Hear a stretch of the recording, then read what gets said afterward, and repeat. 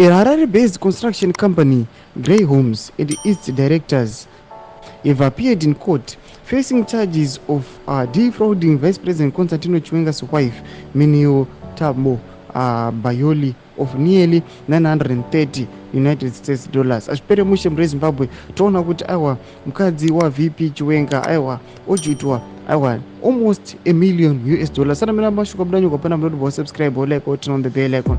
Tibina mnaumuni kwa mchenzi. Chiwenga's wife reportedly engaged Grey Homes Construction for various building projects, including a double-story house, a cottage, a boundary wall, and a warehouse in the shopping mall. However, the company allegedly misrepresented its capacity to complete these projects and subsequently diverted the funds to other uses.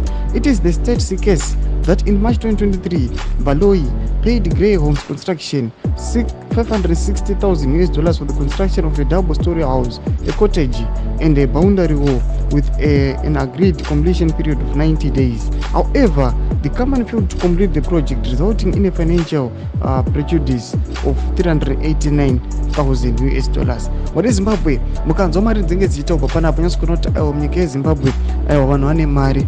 Yesi toona nyika yedu zvehayo haisi kudevelopa kana tichiona kuti vanhu vachiita zvirefects zvamakaona mapalm trees epasadek summit panyasi kuona kuti mari iripo. But anyways panapa nhau yatati tichitaura panapa inhau yekujutiwa kwakaitwa aiwa mukadzi waVP Chiwenga achijutiwa neconstruction company. Watoona kuti aiwa anoenda chinovasungisa achinoti aiwa these guys vakazoshandisa imwe mari on other business paunoona kuti aiwa akajutiwa nearly 960 US dollars ingakunzi a million.